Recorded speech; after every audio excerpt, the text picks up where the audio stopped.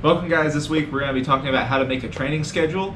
So conveniently right now, it's the start of the school year for us. I'm a grad student and he's an undergrad. So we're both having to revise our training schedules. So we figured just recording that process and kind of being a little more vocal about particularly what we're looking for on each single day and like the kind of stuff we want to work in is a really good place to start and show you guys kind of where we come up with the methodology. Just because we can't publish a training schedule and be like, this is good for everyone. Because obviously everyone's needs are different and different training requirements. Some people already are phenomenal at running and maybe want to focus more on things like climbing. For me, I need a stronger running focus. I need a stronger running focus. Yeah. We all need stronger running focuses. I'm just taking my planner where the day starts with Monday and we're gonna work through. So obviously for preparing for a Spartan race, the most important thing to do is to plan out your running first. After a lot of conversation after West Virginia and watching some of the footage, Mike and I both agreed that we're in desperate need of more trail time, more time running on trails that are rougher rather than like the nice groomed trail that we normally run on. So I think we decided we wanted to have mountain days. Well, first off, we're moving our long run from the nice groomed trail around a lake that we normally do out to Corridor, which is a very hilly, very technical terrain, and we'll do long runs for time out there just to make sure we can learn how to run on trails again. And long runs for us naturally fall on Saturday just because we're students and that's usually the best day for us to have off. Well, I like for us being on Sundays, that's fine. But yeah, so first things first, we put in the long run for Saturday because that's the easiest one. And now this is where you have to kind of start thinking about your schedule and where it falls in. So we have kind of conflicting schedules this semester. I'm only taking 2 classes this semester and then research, which I can do whenever I want. And those classes are both Monday, Wednesday, Friday, and they're at 11 and 12 o'clock respectively. So as long as I'm done by 11 o'clock, Monday, Wednesday, Friday, and then I have literally all day Tuesday, Thursday. So for me, it's not really an issue as long as we go early in the morning. I have no time on Tuesday, Thursday, because I have class from about 9 to 2 or 9 to 5. And then on Monday, Wednesday, Friday, I have class at 1. So my workout days are going to be Monday, Wednesday, Friday, and then Saturday for the long run. So I think one of the most important things going into figuring out how you're planning your running schedule is figure out where you want to have quality days. So do you want to explain a little bit more about like what a quality day should be and like how you want to space it out and stuff like that? Or so quality days would be, it's the difference between we're going out and running for say 30 to 45 minutes, just get our mileage up and get time on our feet and mileage in our body, and we're going to go out and run say our staple session's going to be 1,000 1K repeats. So it's a whole lot different on the body doing an actual like structured workout as opposed to just a jog or a paced run. And typically you want to space these out, right? Yeah. Otherwise you start, I mean, if you can run a workout every day of the week, more power to you. But we can't, so we're gonna spread them out with some easy rest days in between. Rest and recovery is super important, and because we want to get 2 quality days in a week, we're like 2 days with heavy workouts. For me, I wanted to, we wanted to go out to the mountains for both those days to get a lot more time on some of the trails. Yeah, so I think we were going to do Mondays so we could do it together, and then Thursday is when I was going to get another one. Just it gives me 2 days between Monday and Thursday, and then I have 3 days before the next Monday workout. So it's pretty much as spread out as I can get. So and you still get the long run on the train on Saturday, so you can count that as a quality day too. And so you still end up with 3 hard days a week, mostly spaced out, so you can recover in between, because the recovery days are where you really do all of your adaptations and growing stronger. Like same with lifting. You know, you don't get stronger on the days where you work out, you get stronger on the days where you eat a ton and then sleep a bunch. Yeah. Yeah. So then it becomes pretty natural of, I definitely want to be working out for 3 more days. I'm supposed to be hitting 31 miles this week. And so if we anticipate 10 miles for a long run, and then each of these quality days probably 7.5 miles, something like that. So just like ballpark estimates, it means I want to do 5 miles Tuesday, Wednesday, Friday. Which you could probably fit in all on Wednesday. 15 miles Wednesday? No, you said 10, 7, 7. So you need another 5. 10, 7.1, 7.5, so I'm at 25. Oh yeah, sorry. Yeah. I dropped the 10. I was gonna get 10 more miles. You double, you do like 8 in the morning, 7 in the afternoon, it's fine. So yeah, I probably could do just a 5-mile workout Wednesday. And then I still want to be doing a little bit, but my body can't take all the abuse, so I'm probably just gonna hop on a bike, just a stationary bike, and put in like a casual amount of time. So I'll bike on Tuesday and I'll bike on Friday. You could also do like a swim as well. We have access to a pool on campus, which is really nice. A lot of people don't have that. Yeah, maybe I should. So maybe I will make Friday a swim. Yeah, or you could do like a bike swim or something. Like if you go bike run, it's a brick, but I don't know what a bike swim is called, or a swim bike. Probably bike swim. It's probably nothing. We could invent a name for it. But yeah, so that's pretty much all the cardio already planned out for the week. So the next thing, which is probably one of the most important workouts you should be doing after you're running, is figuring out climbing sessions. Because climbing is super important. Some kind of grip strength, yeah. It helps with most other obstacles aside from running. Point is, climbing is probably the best thing you can do to prepare for obstacles themselves, which is why we want to have super important. Now, I am a pretty experienced climber, and I've been recently trying to bump up my climbing time to 4 days a week rather than 3, which is what I was at for about 2 years before this. And so I obviously have like 2 primary options. I can go Monday, Wednesday, Friday, Saturday, or I can go Tuesday, Thursday, Saturday, Sunday. But because Sunday is a rest day, it seems logical to make it Monday, Wednesday, Friday, Saturday. And Mike is nodding his head in agreement. So I'm going to... One of the things you really want to do is respect the sanctity of your off days. When it says rest on the schedule, it means rest. Don't go out and cross train or get fit. I mean, I get fidgety on my off days. Daniel goes crazy. Pretty funny to watch, actually. But doing nothing isn't actually doing nothing. Doing nothing is the best thing you can do on your off days. There's a really funny story I remember I heard listening to a podcast, and he's saying they gave a bunch of college athletes like here's like a list of 10 different things, and you can choose to improve like 50% better at any of them. So some of them they gave them like speed, like lifting heavy, like agility stuff, and the very last thing was resting. Sleep. And they said you gotta sleep like a crazy person. They said out of like 200 people, they only had like 5 choose resting. But he said like resting is objectively the correct answer, because if you can recover better, then the rest of those metrics should come up on their own. So rest day, I guess for sure then, is clearly going to be Sunday. You probably can't read my chicken scratch handwriting. I can't. But it's filling out nicely, so we basically have all of our cardio and climbing prepared throughout the week. And if later on I decide I want to go back to 3 days a week of climbing, I'll probably just scratch the Saturday climbing session and go back to Monday, Wednesday, Friday. So after after this, we also discussed that we definitely need to work on being able to run our carries.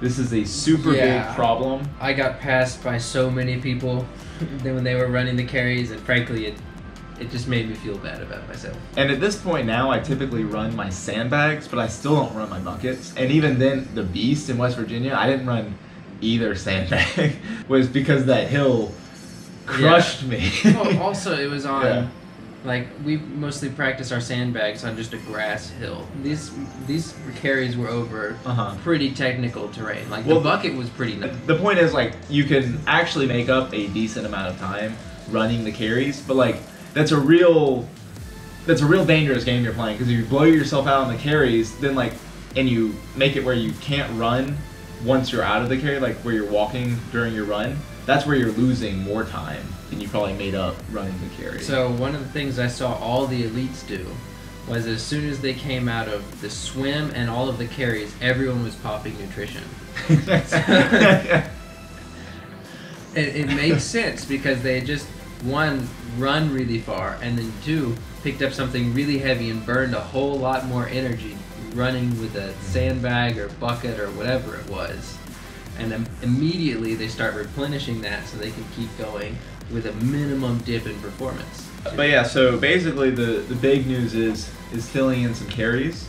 But I'm noticing I only have a bike scheduled for Tuesday, and I have the big run day scheduled for Thursday. So this comes to a question of, do we want to schedule a carry on an easy day like Tuesday to work on carries, or do we want to schedule on a day where we're already whipping ourselves like Thursday where I'm going to pilot? So I would say you should do your carries, especially carries where you're trying to move fast or run them, are going to be a hard workout, and so they belong on a hard day. Morning and afternoon sessions with plenty of at least 6 hours recovery in between. So yeah, it's possible to do that, and it means that on your easy days you're still taking it easy, as opposed to, you know, we ran a hard workout on Thursday and climbed hard, and then Friday we're gonna pick up, you know, 50-60 pounds of sand, put it on your shoulder, and then try to run with it, and all your joints and your muscles, tendons, ligaments, and everything, which took a pounding yesterday, are taking another pounding today. Yeah. We don't want to do that. Hard days are hard, and easy days are easy. So what I'm hearing is I should plan it on the same days I did my intense runs, Mondays and Thursdays. Yes. So also, like, I don't know if we want to go into differentiating, but like we can do things like speed carry work and volume carry work. So these are the two kinds of carries that I typically work on, which are, I either do a carry where I'm doing it for time and I'm doing shorter sprints on my carries just to like get faster and be able to run it, or I'm doing ones where it's like I'm gonna walk a quarter mile with a bucket, put it down and rest. So what you could do is do one day of each. And I was doing it speed sandbags or something after my run, directly after my hard workout. So I've just finished my repeats or whatever, and I'm going to do 3 or 4 sets of sandbags for time and distance, so that, one, I'm already tired, like I will be in a race, and two, the sandbag almost pulls double duty, because I'm, one, practicing it for time and speed anyway, and I'm doing that when I'm really, really tired, so I'll get slightly more out of it. Now that will be extra hard on my body, which means I need to recover really hard the next day, but I think if you can do it and stay injury-free, in the long run it'll be worth it. We're coming to close to the end of some of the stuff that I like to put in for every single workout, or every single week of training. The next thing really is like auxiliary work, or accessory work, as some people call it. Basically, we're just going to do weightlifting and do like strength training for particular sets of muscles. So for example, kettlebell swings are something we do a lot of, and I think we should have a couple times a day, or a couple times a week, I mean. That's a lot of swings, Daniel. A couple times a week. So then the question is, do we want to do those on the same days as our carries, or do you think we want to push them to a slightly easier day? I still can't justify putting something as taxing as kettlebell swings muscularly on a day that I want to be easy. So usually what I put in is I just put in weights and then like a muscle group. So for example, when we're doing like weights, lower back, hamstring stuff, that would be workouts where we're doing our kettlebell routines. Also deadlifts. Ryan Woods, who won West Virginia, was saying that the reason he's able to run his carries is because he's been doing deadlifts. Like, he says that's pretty much the only thing that or the primary thing he wants to attribute to him being able to run them. Yeah. So I think like having workouts like that. We're already doing a ton of workouts on Monday. We're doing... Well, don't look at it like that. It's spread out. So it'd be like the run in the morning with maybe the carry. Or later in the gym we do the carry and then we do climbing and whatever in the gym. But so I think that's a good time to do like lower back. And even then, you don't have to... We're doing a ton of like volume in terms of hours spent exercising, so you don't have to kill yourself on the weights. Like if you hit a deadlift session and then can't run for 4 days afterwards, you're losing out on a bunch of training, and you should have taken that session easier. You also don't need to do weights at all. Like, so again, the reason why we're showing us writing out a schedule of like how we want to train is because we can't just tell you what schedule you should be doing, or we would have to personally analyze everyone's schedule and current fitness level and weaknesses and strengths. This is just an idea of saying like, this is some of the stuff that we are thinking about, and it's stuff that you should be thinking about as well. But yeah, so I guess Monday, Thursdays, we also have weights. And so if we do lower back here, I think we can do legs on Thursdays. So doing things like squats that are full body workouts and stuff like that. Or we combine them into one, where we just do a ton of kettlebell swings and goblet squats. And do that twice a week. Yeah.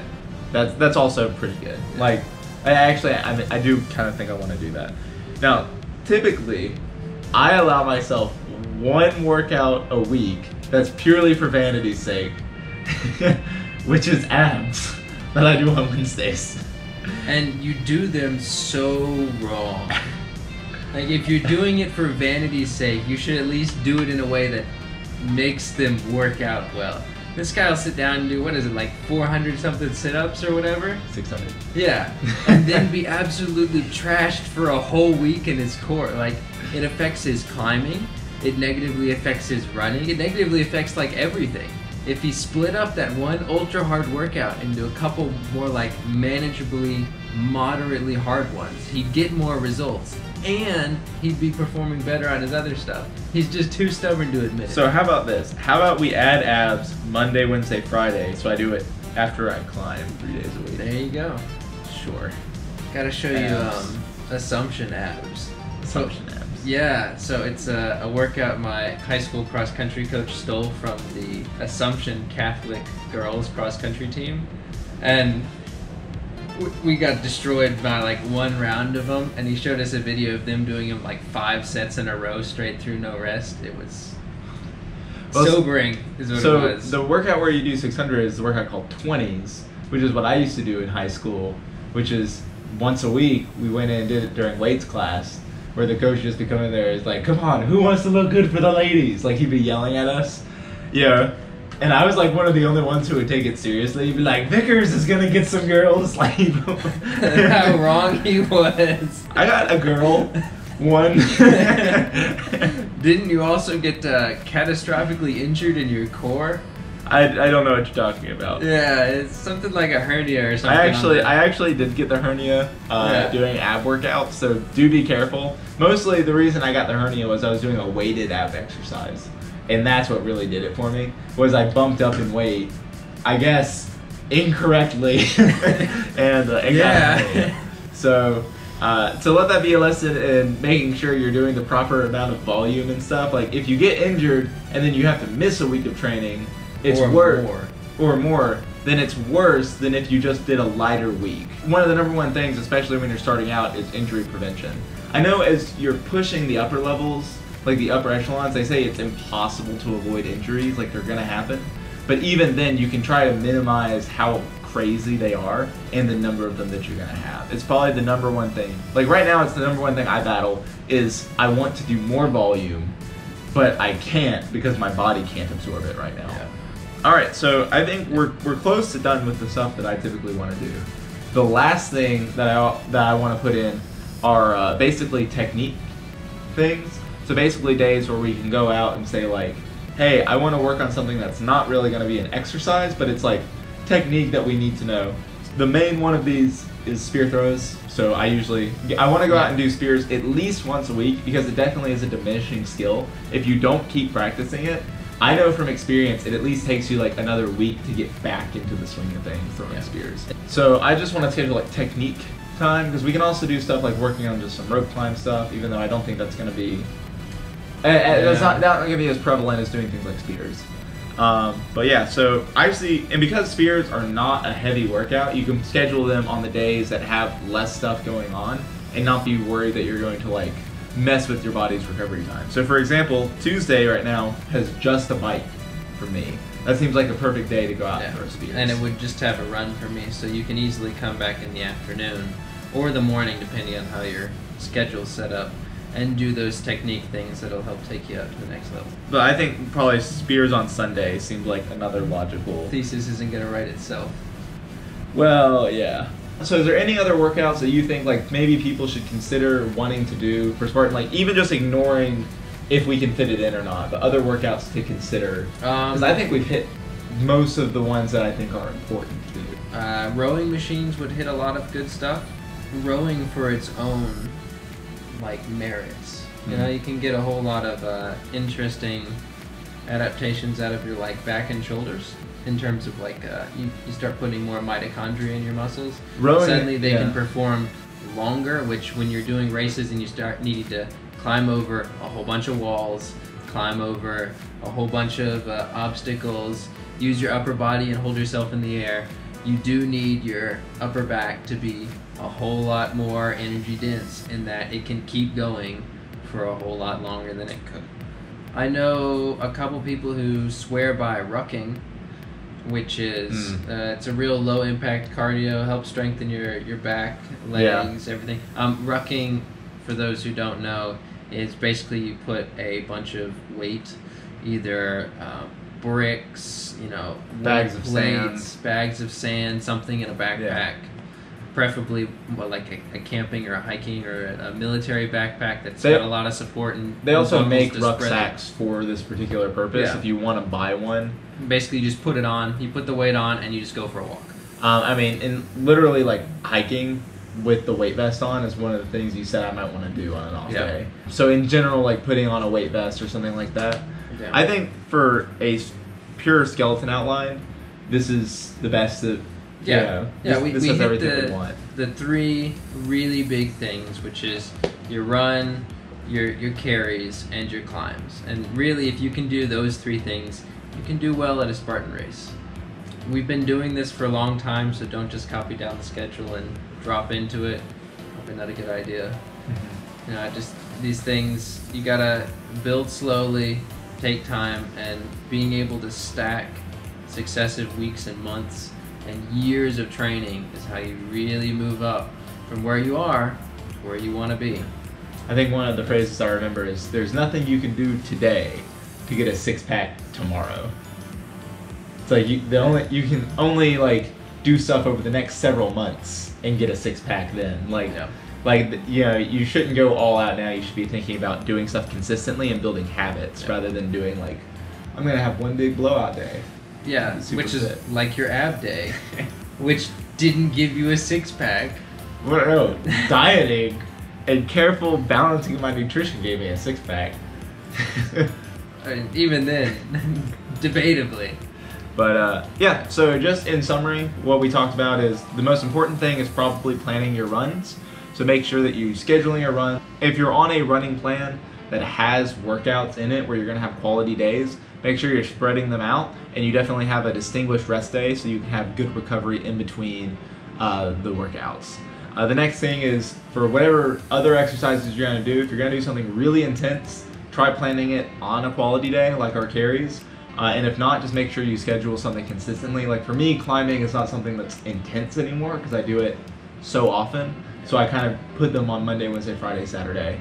Then after that, if you want to add any additional workouts, you can feel free, but also think about how that's going to affect your rest. And then technique stuff, which can really be fit in all the time. And technique can be literally anything from spear throws, rope climbs, even if you just have trouble getting over walls and you want to think about it. But we are going to release specific videos on workouts you can do for specific obstacles later. So for example, we will have a video all about the bucket carry. And it's going to be like bucket carry techniques, workouts you can do, injury prevention when training buckets and stuff like that, and different types of workouts. So if you're concerned about a particular obstacle, you can also wait for that and look at planning that into your schedule. But yeah, if you guys have any more training-based questions, you can feel free to ask them in the comments. I do read every comment and try replying. All 6 of them. All 6 of them, yeah. I got 3. No, I got 2 on my West Virginia. One of them was me. Responding back. But we will try and respond. And also, a good source for questions is the Spartan Race subreddit, which both of us are active on, and it has a lot of very useful information if you want to check out. Thank you guys for watching, and hopefully we'll continue and start doing more videos on specific workouts after we have this training video out. So we'll see you guys later.